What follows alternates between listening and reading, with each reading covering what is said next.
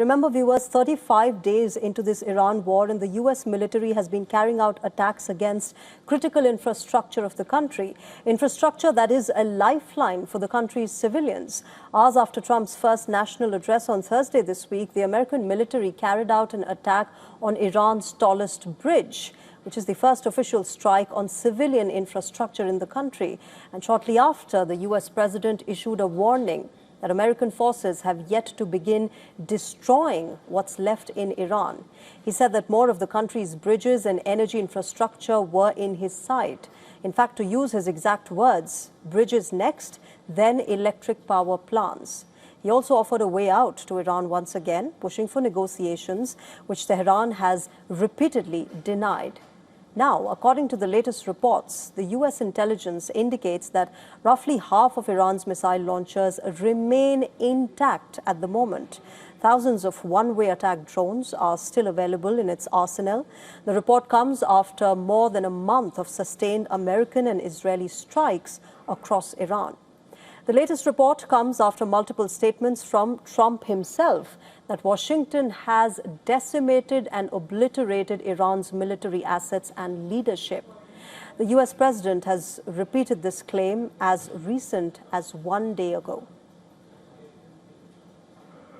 Iran has been essentially decimated. The hard part is done, so it should be easy. Thanks to the progress we've made, I can say tonight that we are on track to complete all of America's military objectives shortly. Now remember that the Trump administration has repeatedly stated that its war objectives are to destroy Iran's missile capabilities, destroy Iranian navy, ensure that Iran can never obtain nukes, and stop Iran from supporting regional allies. However, the assessment reports the changing nature of American attacks on Iran and the political statements from Washington once again raise the same question. What exactly is America's war objective? And when will it be achieved? Let me go back to Colonel David on this. Colonel David, we've been talking about how, political inclinations have been influencing military decisions as far as Pete Hegseth is concerned. But as far as the battleground is concerned, there is a definite aggressive posturing that is coming in from the Trump cabinet, particularly Pete Hegseth. What do you make of this, considering that Iran is still, going steady as far as its attacks, retaliatory attacks are concerned? Well, they're not going steady. I mean, the first day they launched about 300 missiles, and now they launch between 15 and 25 missiles a day. So they've been severely degraded. And the targets that they are firing at generally are civilian infrastructure, generally in neutral or states that try to remain neutral, the GCC states, which denied the U.S. access, basing, and overflight, as well as countries like Azerbaijan, Turkey, Cyprus.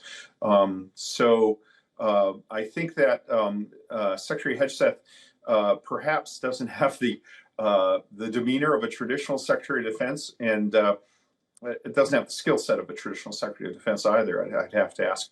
And I think that when he speaks like this, he's speaking to a junior officer, an enlisted kind of audience, but it doesn't play well within more senior defense officials who kind of view themselves as above that, and it certainly doesn't play well in neutral nations such as India.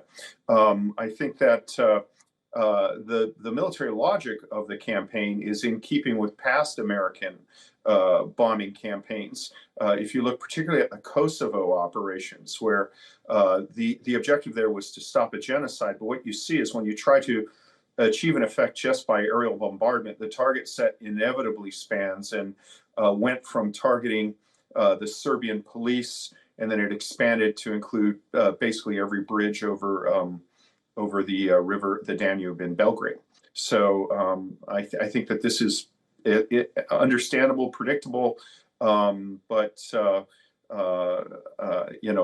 I think the biggest fact here just shows that there has been a remarkable amount of restraint. I mean, Iran first started attacking GCC civilian infrastructure 4 weeks ago.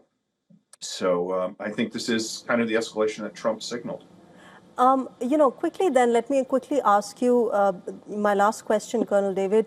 What's the general sense? Will this kind of a military shakeup have any effect on what has been going on in the battleground? No, no. I think that the issues you see are all about the internal direction and policies of the military services. I think that Secretary Hegseth has this idea that we've sacrificed military expediency for the sake of diversity, equity, and inclusion. And I think that he's looking at specific people who he feels either were promoted above their abilities because they wanted to have the first first French-Canadian colonel of paratroops in my instance, or that they are overly concerned with social issues, and using the U.S. military as a social vehicle rather than a military vehicle. There is a lot, though, of insecurity, I would guess, in Hegseth's actions, and I think that he expects a degree of deference that a more confident senior official perhaps would not expect. All right, I'll leave it there. Colonel David, thank you very much for joining us and sharing your perspective. Have a good day ahead. It's an honor.